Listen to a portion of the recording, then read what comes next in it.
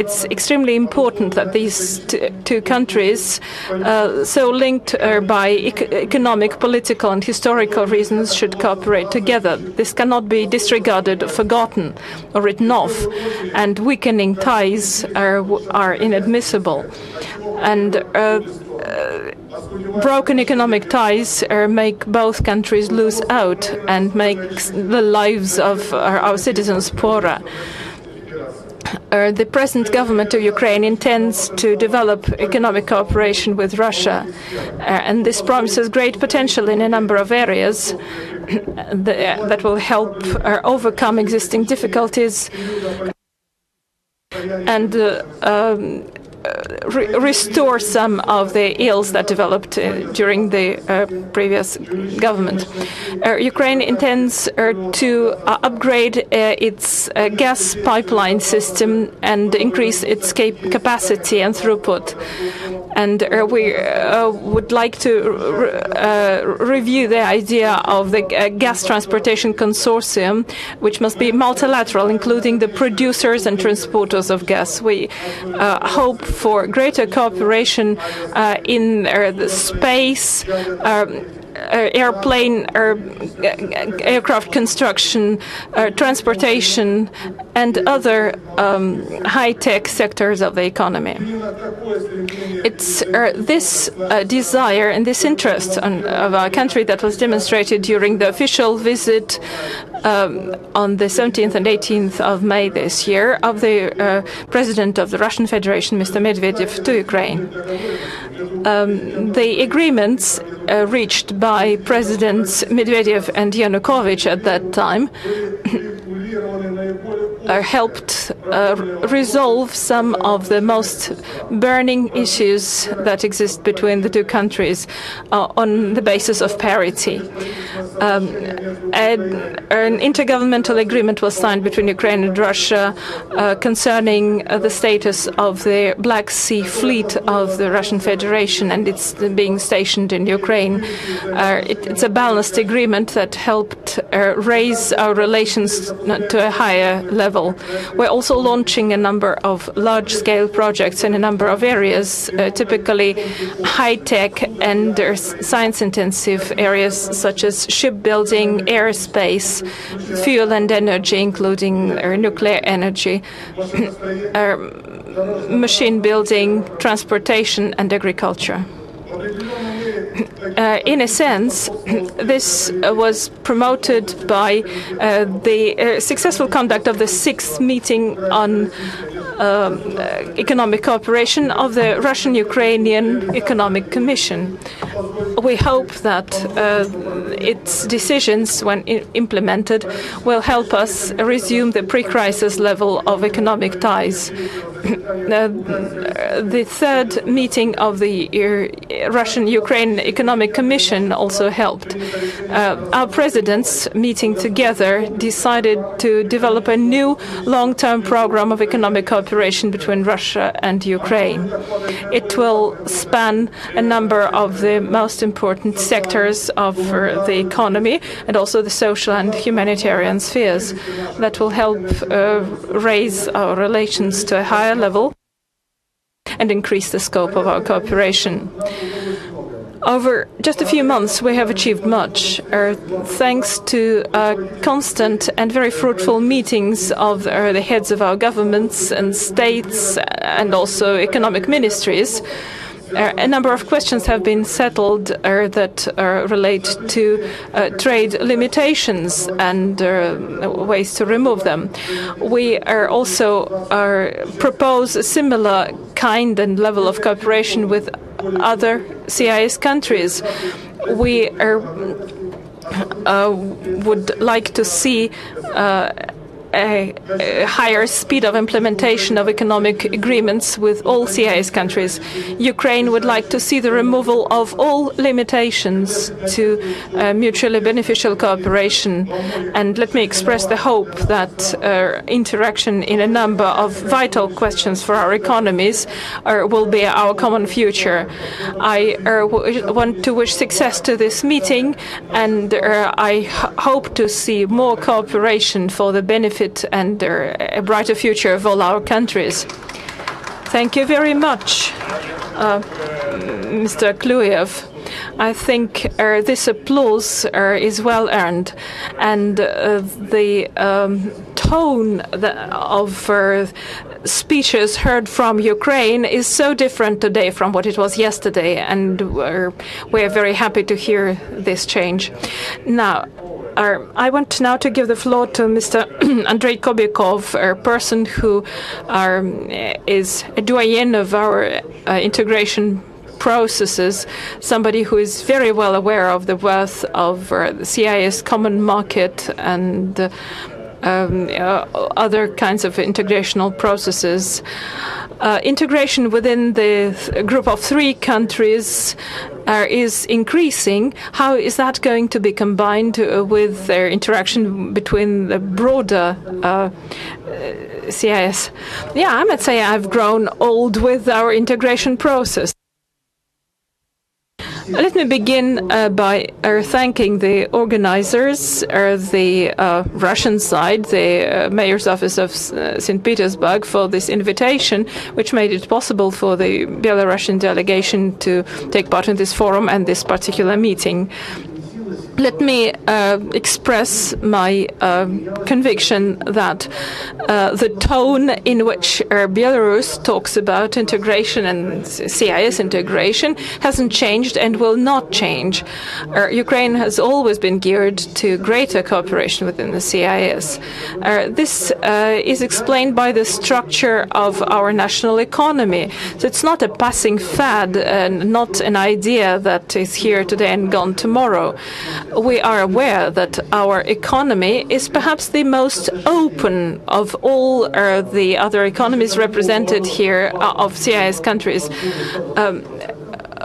Our turnover volumes ratio to GDP is 120%. That means we produce a lot and we export a large part of that, and what's left is just our survival minimum, our bread and a little butter piece, as we put it. So we could not possibly exist without cooperation with other states. But there is an important thing to be mentioned. This crisis, which some people describe as a thing of the past and others describe as something that was going to develop also in the future, has demonstrated one way or another that any country within the CIS cannot be successful in countering this global economic crisis. This cannot be done without serious losses to the national economy. One example of that is that our trade turnover within the CIS declined. For Belarus, this decline was of more than 30% last year. However, the global trend seems to demonstrate that new knowledge is responsible for 85% of GDP growth in a number of countries. So if we think back to our school mathematics, there are things that are sufficient and things that are required. So the format of integration is necessary, but to make our competitiveness sufficient on a global scale, we need to add in the vector of innovation in our integration. And it's for a good reason that the year 2010 in the CIS is proclaimed the year of innovation and science. We support Russia in promoting innovation in our cooperation. What does that mean? Today, we have given our cooperation a new impulse that hopefully will lead to the signing of the CIS program for innovational development. This document was signed just a few hours ago here. And the implementing organization here will be the Russian Academy the Higher School of Economics, or an academy of education called the Higher School of Economics of Russia. It took us a while to resolve those organizational matters, but they are resolved, and now we can get to work. And this we should do. The joint initiative of CIS countries on nanotechnology is another welcome trend.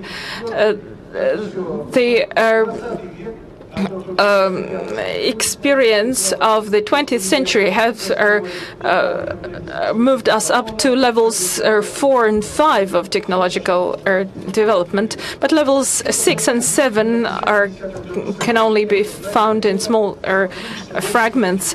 And we also hope that this year we'll see the formation of a council on new trends in science for the CIS. That will be a global scope of new technologies geared development. These are good declarations. We must make them facts of life. The government of a country has made a number of important decisions that are to lead our country along the ways of innovation. For us, innovation has two important components: the technology-driven component and the human component. The technology-driven component for us is new technological strategies, the strategy of informatization, and also the traditional areas of innovational development that's expanding our transit potential and energy potential. These things could not be fully realized unless we have the human factor involved, this extremely important factor of innovation.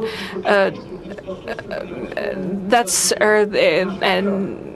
sine qua non of such development. Belarus has an ambitious goal. It wants to be one of 30 countries most welcoming to business. And in order to achieve that, we are liberalizing our economy and increasing its investment attractiveness. This reform has led to important changes in taxation and licensing. We'll have fewer than 30 kinds of activities that require licensing. We have reconsidered all the administrative procedures that operate in the country, and this list is exclusive. We have limited the scope of interference of regulating organizations in the work of business, depending on the degree of risks associated with each kind of business, and the kinds and numbers of inspections and similar events depend on that.